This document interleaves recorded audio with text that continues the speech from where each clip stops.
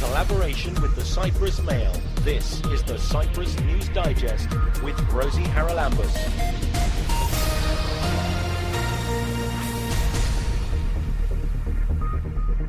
Coming up this week, although we rank lowest in the EU for spending on health, there is some good news. How long people live is one of the main indicators, and there's something wonderful about Cyprus because people here live a very, very long time. We hear about the Peace Dividend, which would follow the island's reunification. The Cyprus Peace Dividend is essentially the difference between what the economy will look like with a solution and what the economy will look like without a solution. And the fight to save our griffon vultures. Griffon vultures are not the target species for poison, but due to their food habits, they fall victims. My first guest this week was one of the keynote speakers at a conference on the state of health in the EU and Cyprus, hosted by the European Commission representation in Cyprus last week. She is Dr. Erica Richardson, who is Technical Officer at the European Observatory on Health Systems and Policies, and also Honorary Associate Professor at the London School of Hygiene and Tropical Medicine. Now, you're an expert in hospital systems. I'm not sure quite what that is, but I do know that here in Cyprus we're going to have our hospitals hopefully autonomous, certainly later this year, because that, we're told, is imperative if the second stage of the National Health Service here is going to work. But I don't think most of us understand what's required. So how do you start implementing something like this when last year we didn't have a National Health Service, and hopefully by summer we're going to have the hospitals on board as well for inpatient care? What have they got to look at and finance? Right, well, it's always hard to look into a crystal ball and say, well, this, what will happen, what might make something work, what would be, where will the barriers be? That's why two of the things when you're making such profound changes, two of the things you really need are, firstly, time. It's not going to happen overnight. The mechanisms can be put in place very quickly, but the actual changes, particularly the way people use the health system, will take a little bit more time. The second thing that you need is monitoring, because we have a good idea of where the barriers to change might be, but every country is different, and every population is different, and every health system is different.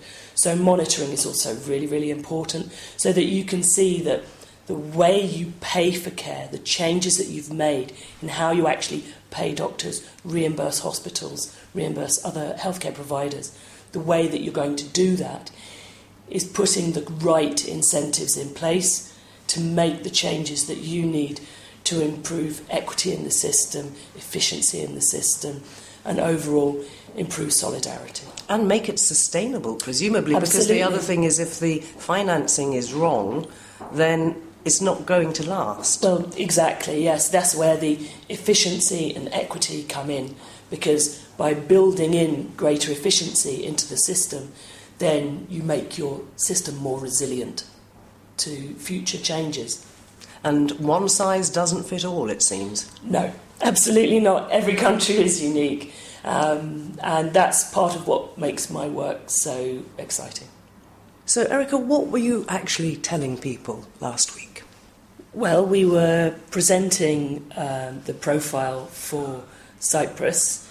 This is part of an ongoing body of work where every 2 years we produce profiles of all the countries in the European Union, describing the state of health in that country, population health, but also performance of the health system, and then outlining any changes that might be underway. Which is particularly apposite at the moment because Cyprus has just inaugurated its first health system and it's only in stage 1 at the moment. So what sort of things were you able to look at, and were you able to determine how well that is working?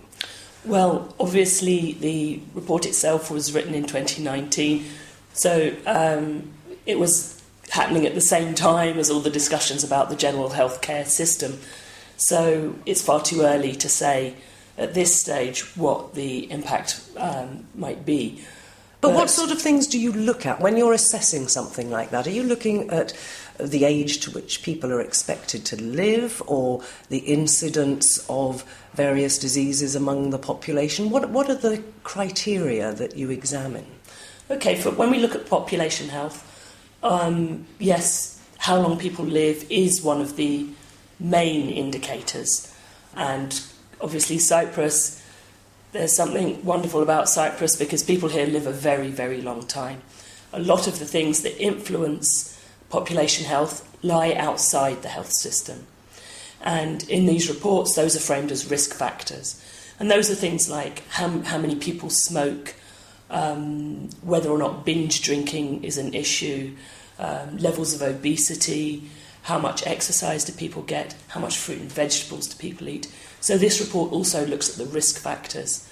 And the risk profile for Cyprus means that, for example, smoking rates are really quite high, and that's something that I know the Cypriot government has been struggling with for some time. Obesity levels, particularly among children, is another issue which has been cause for concern. But those are the sorts of things that you look at. But those risk factors lie outside the health system. Right, but the obesity in children, for example, that's a fairly recent thing, isn't it? Since Yes. we changed from the Mediterranean diet to the fast food culture. And it's pretty obvious what can be done about it. But do you have any indications as to why people go on doing what they know is actually unhealthy?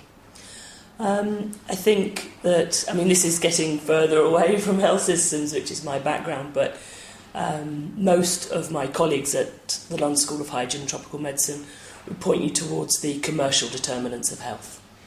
So looking at the way foods, particularly unhealthy foods, are marketed to children and their families. And a lot of countries have taken that into consideration and put watersheds, for example, on certain advertising Yes, times, for example. Yeah, and there are also things like taxes on sugar-sweetened beverages and things like this. So that doesn't mean, we don't just throw up our hands and say there's nothing to do. There are policies which have been introduced elsewhere and, have been shown to be effective. So this is basically an exercise that enables governments to look holistically at the whole health sector and decide and create policy to address the issues you raise. Absolutely, yes. And it gives us a snapshot of how we're all doing in Europe. And that is Dr. Erica Richardson from the European Observatory on Health Systems and Policies. This is the Cyprus News Digest with Rosie Haralambous. On Wednesday, the Prio-Cyprus Centre announced the publication of a research report entitled Delivering the Cyprus Peace Dividend. One of the co-authors joins us now. She is Fiona Mullen from Sapienta Economics. So Fiona, can you outline what was discussed at this report? Because it was an interactive thing. I know you all spoke about what the report said, but then, of course, there was questions and answers afterwards. So, first of all, if you'll outline for us what the Cyprus Peace Dividend is. The Cyprus Peace Dividend is essentially the difference between what the economy will look like with a solution and what the economy will look like without a solution. So literally, if you think without a solution, the economy will grow to be, we say, 40 billion in 20 years' time, 40 billion euros. We're saying that with a solution, under our baseline scenario, it would grow to 54 billion. So the difference is the 54 minus the 40, you get a 14, 15 billion peace dividend, as we call it. Where does it come from? It comes from, there are a number of reasons why you will get a peace dividend. One is that you, for the first time ever, Greek Cypriots have this enormous Turkish market to do business with.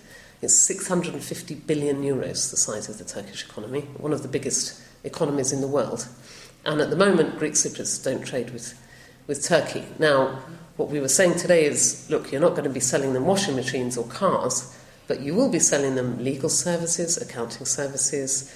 A lot of tourists will come. Tourism from Turkey has been rising, has nearly doubled in the last 10 years. So that's one issue. For the Turkish Cypriots, they finally get to trade directly with the EU, which is, after Brexit, I think it's now a 13 trillion market. It was something like 16 trillion when we were writing the report. At the moment, they can sort of trade with the EU, but they have to go via Famagusta, and it's extra costs and so on. So the first thing is that you get two big markets to trade with in a much easier way than before. So you're talking really about the benefits there for businesses. What about for people? For people, well, this is an economic report, but the population, if the economy is doing well, also benefits, does it not? Yes, so there's two sort of aspects to it. There's the economic aspect, but I think more importantly, perhaps, where will people feel the difference? And some really simple things like, we live maybe a 40-minute plane ride from Istanbul, and Istanbul's one of the largest international hubs in the world. And at the moment, you spend a fortune, if you're on the Greek Cypriot side, you spend a fortune even just to go to Athens. I'm spending €400 to go to Athens just to have some rest after this report in a week's time. So you'll get more flight connections, more interconnectivity, so that helps both holidaymakers, it helps businesses as well. Because you've got a bigger market, there's more choice for consumers as well. There's another argument we've made. And these kind of things that you can't put a number on them, but there's things that the average Cypriot can feel. But I thought that the report also said people would be better off in terms of, salaries, money in their pocket? Yeah, I mean, you can't really forecast salaries as such, but what you can say is if you expect the economy to grow, and if you essentially, we expect the economy to grow faster than the population. So what does that mean? Average incomes will go up. And that ought to be translating into average wage increases, but we were careful not to say that exactly. But the other thing is, all of this extra economic activity, more tourists coming. I mean, why will you get more tourists is, at the moment, you've got these amazing historical sites that nobody knows about because they're in the north and they're not recognised. So you've got Salamis, you've got the old walled city, the Venetian city inside Famagusta. And suddenly they will be on the map because of the solution of the Cyprus problem. Does that mean people won't go to Paphos? Of course not. You'll have archaeology tourism where you'll go to the Tomb of the Kings and you'll go to Salamis, or you'll go to Kurion and you'll go to other places in the north, or Apostolos Andreas will get more visitors, etc. So we're arguing you get more religious tourism, more historical, archaeological type tourism. And of course all those tourists have got to eat somewhere probably. Yes, so the restaurants benefit, and interestingly the sector that benefits most of all is wholesale and retail trade, because you have to feed these people, you need to import food, you need to sell them stuff, they'll go to restaurants and so on. So we're expecting, it's a preliminary estimate because there's a lot of boring economic stuff I won't go into, but it's difficult to forecast jobs, but we're tentatively saying that you could have more than 100,000 extra jobs in the first 10 years. So those are jobs that you wouldn't have without a solution. Right. The only thing that strikes me when you talk about this boom in tourism is where would we put them all? Because if it's going to mean building more hotels, there are already concerns that we're using up almost every spare inch of the island to put up blooming great hotels or huge great office blocks, tower blocks and whatever. Are we not in danger of then changing the whole view, if you like, of Cyprus? I think that, what we were arguing is that you'll get a different type of tourist. And so for years and years now, people have been saying we need to increase the quality of our tourism offer. We don't want to be sun, sea and sex, as it were.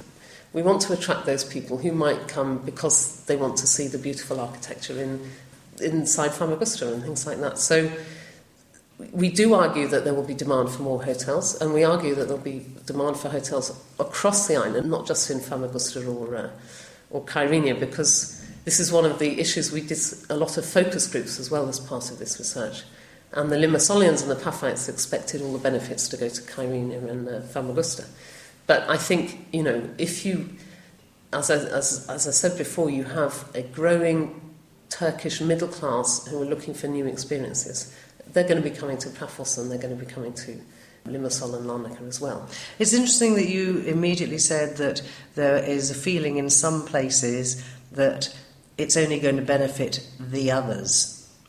Is that feeling also prevalent in the Turkish-occupied areas of the island? Because it's one of the underlying problems we seem to have faced over all these years, this idea that if it's something the others like, we don't like it. They don't see win-win situations on the island. So how does that play into all of this? The main argument is that the pie gets bigger. So when you're thinking about win-lose, you think the pie is the same size and it doesn't increase. And in fact, we have 3 videos accompanying this research. And one of them, we tried to get the idea of a growing pie. It's just circles, but this was the sort of idea. The pie gets bigger, so everybody gets some of the chunk. And we also did the forecast for both the Greek Cypriot community and the Turkish Cypriot community, and for each sector in each community as well. And so that you can see, yes, some sectors are going to, for example, the Greek Cypriot shipping sector will benefit more than the Turkish Cypriot shipping sector. Because they'll have access, which they don't at the moment, to the ports in the big Turkey. Turkish market. And interestingly, one of the things we saw in the research was, even though Limassol is supposed to be this great hub, it doesn't actually have a lot more ships coming to it than Famagusta, which was a surprising finding for me. Which means that there's capacity there that's not being tapped. Why? Because they can't dock in Turkey. So in relative terms, the Greek Cypriots would get more. On tourism, it would probably, relatively speaking, be more for the Turkish Cypriots. So the bottom line is what? And then we haven't mentioned the gas. Yes, well, we deliberately didn't forecast any revenues from gas as part of this. But one of the arguments I have been making is that if you want to make money out of gas, you really need to do it now, because renewables are catching up very, very fast. Traditionally, the people who want the gas are not always the people who want the solution of the Cyprus problem, but I think we've got to the stage where if you want to make money out of gas, you need to do it in a hurry, because renewables are going to eat your lunch.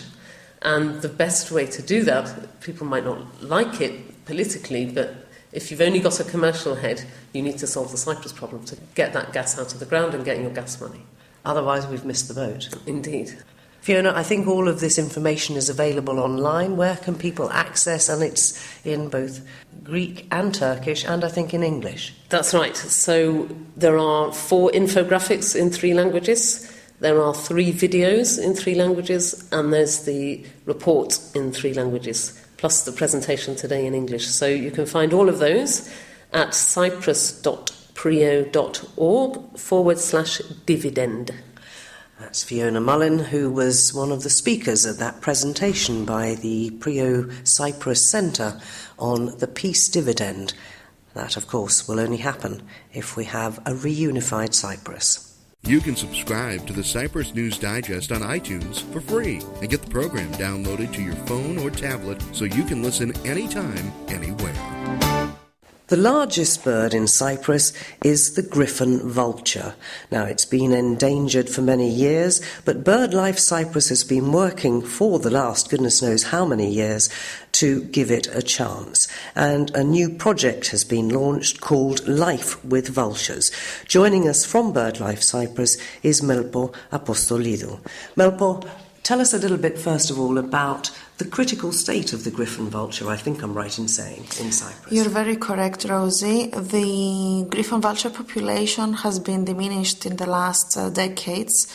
Even in my generation, my parents, they remember loads of griffon vultures coming down to villages, and they knew that a donkey has died or a goat has died, and they've come to clean it up. But now the griffon vulture is a very rare sign. In the 50s, 60s, we estimated that we had around 400 birds. But today we have only 20 to 25 birds.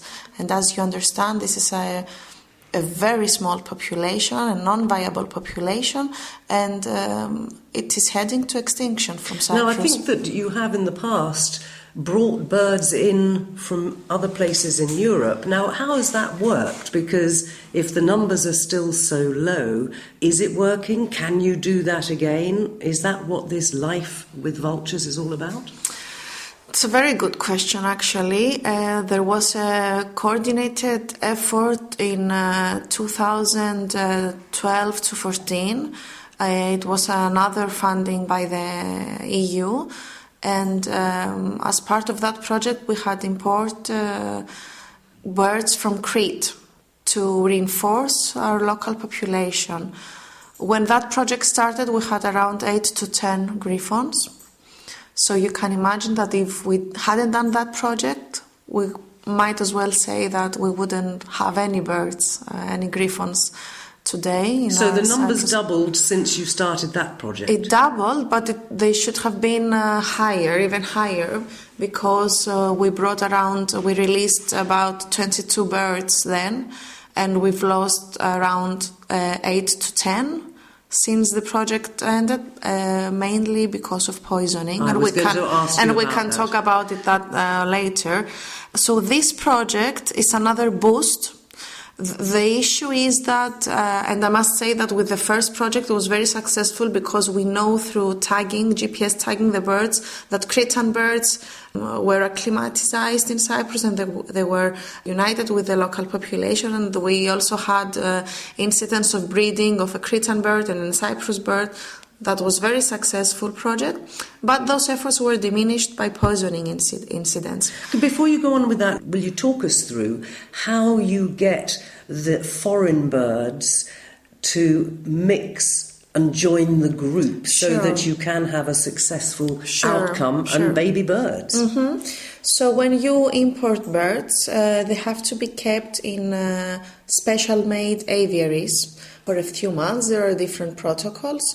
Then we kept them for around a year, and the Cyprus birds were visiting those aviaries, and the feeding stations are very close to the aviaries. The feeding stations are places where the Game and Fauna Service provides supplementary food to vultures. It's a safe source of food, free of poison. So we can say that Cyprus birds and Cretan birds met. And the Cretan birds know that there is food in those locations. So, and the release is a soft type of release. So you open the cage, and they go out whenever they feel ready to. And they come back in if they want to feel a bit safer again. They won't come back in. There's another way to trap them if you want, for research purposes or for other scientific reasons. But the theory is that you open the cage, they go out whenever they want, you close the cage, and, they're social birds, so they do mix, and they're not really migratory. So they will mix eventually with the local population. And this is another thing we will do as part of this new project funded by the LIFE program of the European Union. We'll be bringing birds from Spain this time. The amount of birds we're bringing will also depend on the success of our actions, for anti-poison actions. So how well we will manage to fight poisoning. Who does the poisoning? Because it does tend, I think, to be in certain areas, presumably aimed at foxes or stray dogs or whatever. Very true. That's very true what you say. So griffon vultures are not the target species for poison, but due to their food habits, they fall victims to this illegal. The use of poison is illegal by law, and usually people aim at killing foxes and stray dogs or hunting. Well. Of course, putting poison not only in the countryside, but use of poison bait is illegal. Yes. What sort of bait do they use? Or is this sometimes that if a fox takes the bait and dies, does it hurt the griffon vultures if they come and clean up the fox? Yes, that's how it happens. Usually they lay pieces of meat raw meat with covered in poison. They use different chemical substances like glanate, carbofuran, these kind of things. And the griffons, they will either eat that and die, or they will consume a poisoned animal that consumed the poison, so a poisoned fox or a poisoned dog. And that will still kill them? And that will kill them, yes. Yes, exactly. Right, so... And it's important to say that with only like one incident of poison, you can kill many vultures, because vultures usually eat together, yes, so you can lose like 10 griffons at once. Right, now tell us about how this is going to work. You're going to bring birds from Spain and presumably follow the same protocols that you did with the Cretan birds all those years ago. And then what? How do you determine whether it's successful? And you can't keep bringing birds in, can you, if they're going to get poisoned? Mm-hmm. The Live with Vultures project follows a holistic approach to save the griffon vulture and stop the extinction, alter this scenario.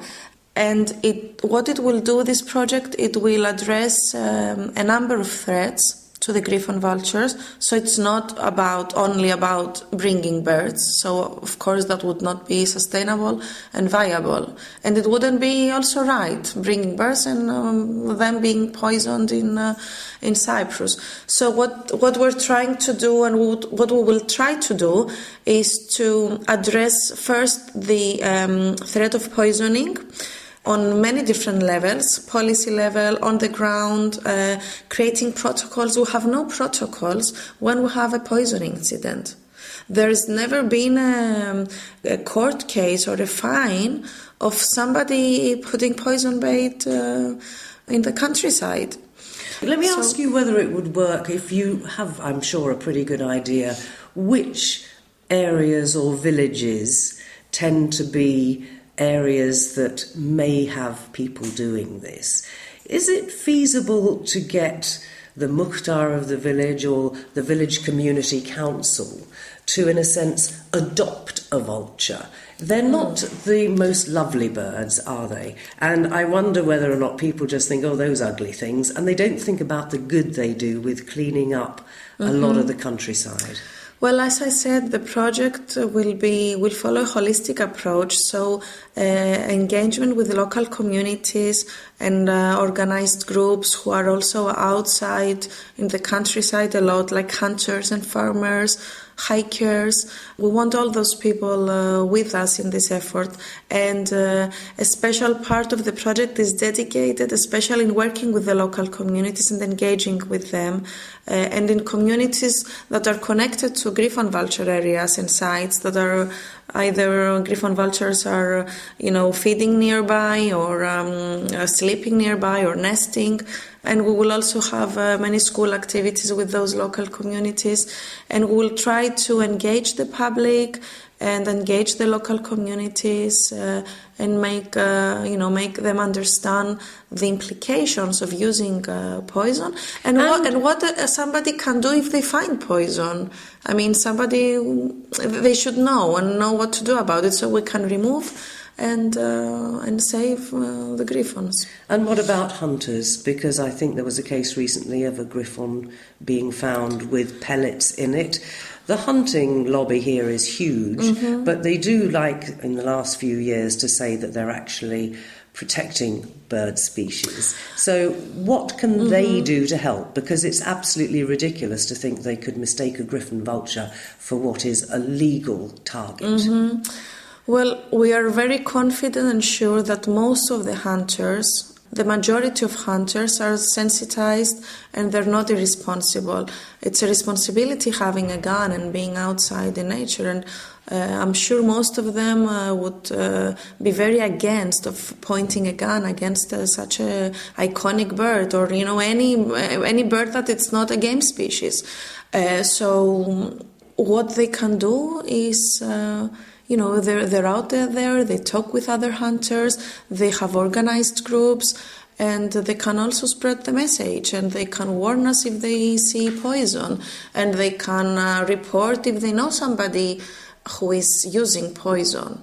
And they can also go to the police stations if their hunting dog is poisoned. That's very, very important to come to us if their dog was poisoned during their hunting outing. So that you know the area that you need to go and collect. We know the area. We can go and collect data, because as part of the project we'll create 2 anti-poison dog units, and that's specialized trained dogs to locate poison and dead animals. So we can, if a hunting dog is dead, maybe in a few kilometers further down, there's another victim, and we don't know, and we will never find about it. But these trained dogs, the anti-poison dog units, are excellent in doing exactly this. And it's something that's been done very successfully in other European countries and under many other life projects similar to ours. So that is Melpo Apostolidou from BirdLife Cyprus talking about life with vultures. And I'm sure you'll find out more on their website, which is birdlifecyprus.org.